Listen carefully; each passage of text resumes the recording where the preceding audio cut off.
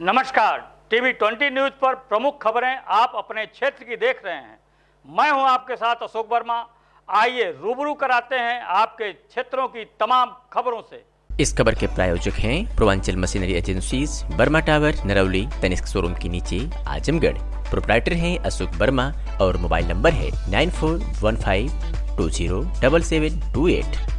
और एक खबर उत्तर प्रदेश के बुलंदशहर जनपद से है, जहां भाजपा जिला पंचायत अध्यक्ष डॉक्टर अतुल तेवतिया ने मीडिया को बताया कि आज हमारे कार्यकाल को सफलतापूर्वक 2 वर्ष पूर्ण हुए हैं। हमने देश के यशस्वी प्रधानमंत्री नरेंद्र मोदी एवं प्रदेश के मुख्यमंत्री योगी आदित्यनाथ के दिशा निर्देशों में सबका साथ सबका विकास की नीति पर चलकर विकास की अनेकों योजनाओं पर सफलतापूर्वक काम किए हैं, जैसे कि सिवसी, लेपन, खुड़ंजे, गाँव-गाँव में लाइटें, अमृत सरोवर योजना आदि पर प्रमुख रूप से सफलतापूर्वक कार्य किए गए हैं। गाँव में तालाबों को पुनः विकास कराकर सुंदर बनाया गया है, जिसे अमृत सरोवर योजना का नाम दिया गया है। हर गांव में शहीदों के नाम शहीद द्वार गांवों की सीमाओं पर बनाए गए हैं और अब हमारा उद्देश्य आत्मनिर्भर जिला पंचायत थीम करने का है। जिला पंचायत निधि के माध्यम से जनता की हर समस्या का समाधान करने का प्रयास किया जाएगा, जिससे बुलंदशहर की जनता को सरकारी योजनाओं का अधिक से अधिक लाभ प्राप्त हो सके।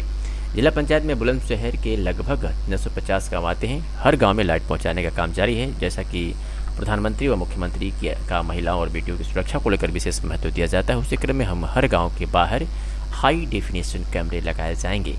ऐसी तमाम बातें कही हैं, सीधे सुनवाते हैं आपको।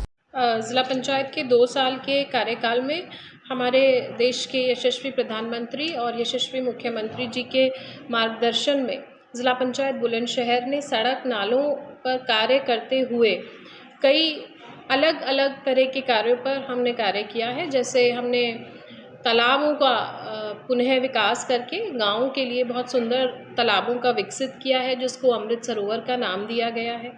गांव में हमने प्रकाश पहुंचाने के लिए लाइटें लगवाई हैं और इस साल ज़िला पंचायत बुलंदशहर आत्मनिर्भर ज़िला पंचायत की थीम पर कार्य करेगी, जिसमें ज़िला पंचायत अपनी खुद की आय कैसे बढ़ाई जाए उस पे कार्य करते हुए कई ऐसी योजनाएं जनपद में होती हैं जो हम टाइड या अनटाइड की जो राशि हमारे पास आती है उनके माध्यम से कार्य कराने में असफल होते हैं या कहीं ना कहीं मजबूर होते हैं, तो वो जिला निधि के माध्यम से हम आम जनमानस के ऐसे कार्य करा पाएंगे।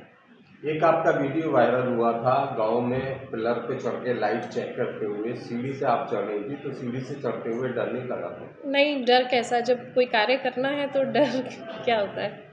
तो ऐसे कितने गांव होंगे जहाँ पे लाइट की सुविधा मिल पाएगी?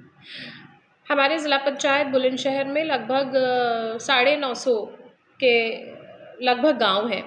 हमने कोशिश की है कि हर गांव में लाइट हम पहुंचाएं, परंतु कहीं कहीं जर्जर जो तार होते हैं उनकी वजह से जो हमारी सेंसर वाली लाइट्स हैं वो वहाँ पे कार्य करने में असफल रही हैं। तो उसके लिए हमने और दूसरे कई विकल्प खोजे हैं, जहाँ पे जो ऐसे गांव हैं जहाँ पे अभी लाइट नहीं पहुँची हैं, वहाँ पे इस वर्ष हम हाई मास्क लाइट लगवाने के लिए प्रयत्नशील हैं। तो इस बार हम हाई मास्क लाइट पर कार्य करेंगे, क्योंकि पिछले हमने देखा है कि जो वो नॉर्मल लाइट्स लगवाई थी कहीं ना कहीं वो ठीक नहीं लगी।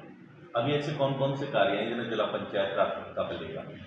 अभी इस साल जो ज़िला पंचायत प्राथमिकता पे लेगा, उसमें सबसे बड़ा कार्य हम कर रहे हैं कि जहाँ पे हमारे प्रधानमंत्री जी और आदरणीय मुख्यमंत्री जी हमारी महिलाओं को, बेटियों को सुरक्षा प्रदान करने का कार्य लगातार तेज़ी से बढ़ रहा है।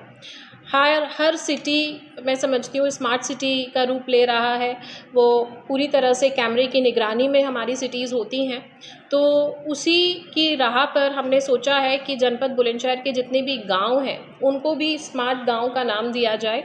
सबसे बड़ा कार्य हम करेंगे, पूरे अपने जनपद की जो सीमाएं हैं, जो ग्रामीण सीमाएं हैं, उनको हम हाई डेफिनेशन कैमरे से लगाएंगे, ताकि जो उसकी निगरानी है वो जो स्थानीय थाना है, पास में जो भी स्थानीय थाना होगा उसके पास होगी, जिससे हमारी बेटियां, महिलाएं और कोई भी अन्य प्रकार का कोई भी अपराध होगा उस पर अंकुश लगाया जा सकेगा।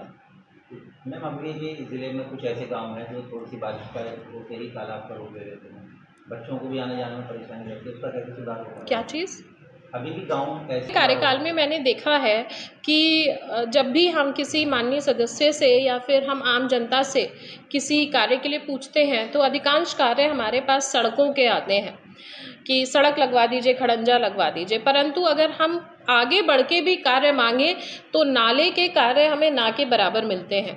तो मैं आम जनता से, अपने माननीय सदस्यों से भी ये अपील करना चाहूँगी कि जब तक हम नालों पर ध्यान नहीं देंगे, जब तक हम नाले को दुरुस्त करवाने में या नाले बनवाने पर ध्यान नहीं देंगे, तब तक जो हमारी सड़कें हैं वो भी पानी भर भर के खराब होती रहेंगी। तो मेरा सबसे अनुरोध है कि अगर किसी गांव में ऐसी जल भराव की स्थिति है तो सड़क का कार्य ना देके आप नाले का कार्य दें, ताकि जो ड्रेनेज है वो अच्छी हो सके और आप लोगों तक अच्छे कार्य पहुंच सके।